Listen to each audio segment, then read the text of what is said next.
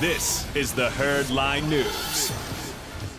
Remember the Lakers were fined for tampering with Paul George earlier in the year? You remember that? Yes, I do remember that, yeah. So before Game 2 of the World Series last night, the Fox Broadcasting crew had Magic Johnson on the air. He is the co-owner of the Dodgers and the president of basketball operations for the Lakers. Yeah. And David Ortiz was kind of messing with him a little bit and maybe trying to get Magic fined again. Here's what happened. This is between you and me. Nobody's watching. Nobody need to know. What are you going to take to bring LeBron to the Lakers? I'll pay the fine. Don't answer. I'll pay the fine. I'm going to be in trouble. I'm going to be in trouble. But you know what? We're trying to build a championship team with the Lakers. And hopefully next summer we'll be in line to sign free agents. That's how you do it. Oh, gosh. Well, they're having a great time. They were, yes. Before the game, but that was a very good way of answering it, Magic, without getting in trouble. By the way, you told me this morning, that was a very funny moment. Magic is so contagious. He is just so contagious.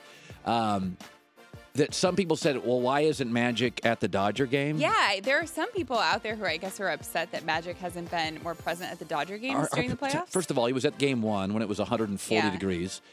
He is running the Lakers. Right. He is a small, I think he's a 1% investor in the Dodgers. He runs the Lakers. That is his baby. He supports the Dodgers. He's not doing day-to-day work for the Dodgers other than, speaking in the community. But I'm not going to say how much he invested. I recently learned how much he invested in the Dodgers, and it was just a tiny... The Dodgers wanted to link their baseball team in this community to the most popular professional athlete in the history of Los Angeles County and Orange County, and that is Magic Johnson. And he's there a lot. Yes, give Magic a break. Yeah. So the Cavs lost last night 112 to 107 to the Nets.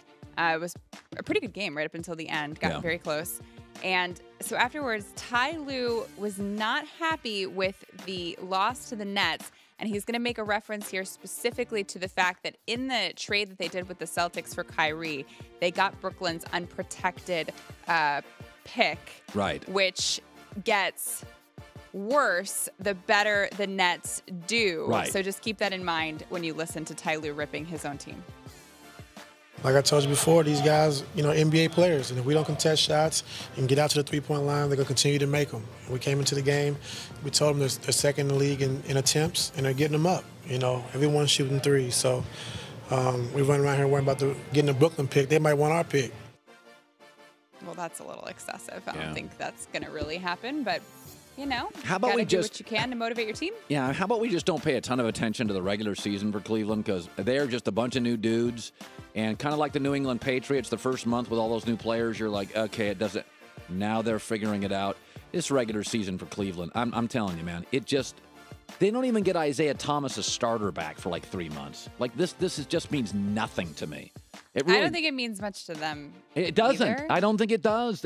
Listen, you cannot look at the East if you're LeBron and feel threatened now that Gordon Hayward's out. You just can't. I mean, Kyrie's now not even the leading scorer for Boston. I just don't like what it does for the league because for people who do like watching basketball, it is frustrating to feel like the players don't really care as much. I don't think the NBA players care until you get into January. And then I think they start in lockdown. And by the way, don't blame the players for that. Let's blame the owners because the league was never better than the strike-shortened season when it was 68 games and the players played hard every night. These owners, do we need 162 baseball games and 82 hockey games and 82? No. And by the way, the NFL now wants to expand to 18. That's completely fair. Right. Completely fair. But as I've said, the players then would have to be okay with taking a pay cut because they get a portion of the proceeds for the games and the broadcasting. So they'd have to take a pay cut. I don't think they would necessarily take a pay cut. I think just because you shorten games, I don't think, by the way, a prime example. If you have less games, you make less money. No, that's not true. I'll give you an example. The nightly news has half the ratings it had 10 years ago, and the spots are twice as much because you lost half your audience. Oh, I because see what you're saying. The bottom line is... more commercials? Well, no. What I'm saying is if you can sell a Chevy truck during that nightly news, and it's a good place to sell it, I'm still going to charge a massive rates. The bottom line, 68 to 82 games. If I'm LeBron and I say I'm not going to take a pay cut, I still want my money. What are you going to say? You still need star players. Star players and star anchors and star lawyers. An attorney can work fewer cases and make more money. The bottom line, if you're a star player in this league, and this league, remember, the NBA is driven by players, not GMs. Mm-hmm. The players are saying, no, we don't want a massive pay cut, but we want shorter games. They have leverage. You're not saying shorter games. You mean less games, less right? games. So I don't buy this. Let's say the players had to take a 4% cut for 13%, 15% games. If you have the leverage and the owners are making money on a nightly basis, just put your feet in the sand. Are you really trying to say that NBA players are not making enough money? No, that's not what I'm saying. Okay. I'm saying they don't need to take pay cuts with shorter seasons. None of these athletes need to take pay cuts with shorter seasons. So the owners should take a pay cut, but not the players?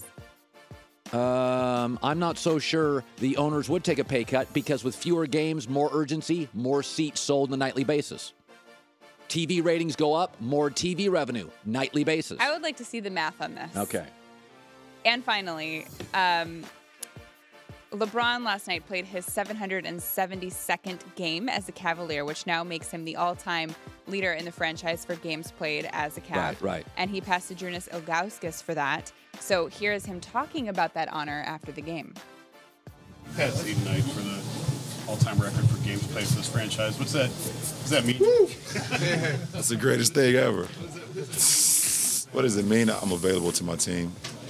I'm available to my teammates mostly every night, and anytime I'm linked with Big Z, a really good friend of mine, it's pretty cool. So,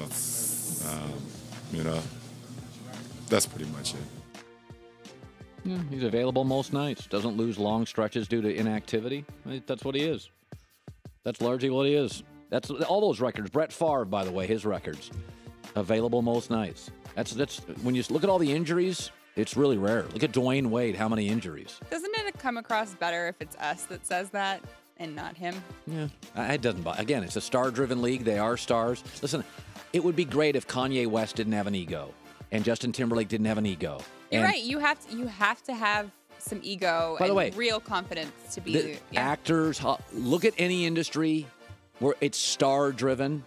You create egos, they have them, and then we're shocked they have them. It's like this is what the league's built on. Thanks for watching. Subscribe here to get the latest from the show. Also, be sure to check out more of the best clips from The Herd or go watch a few segments from the newest show on FS1, First Things First, with Chris Carter and Nick Wright.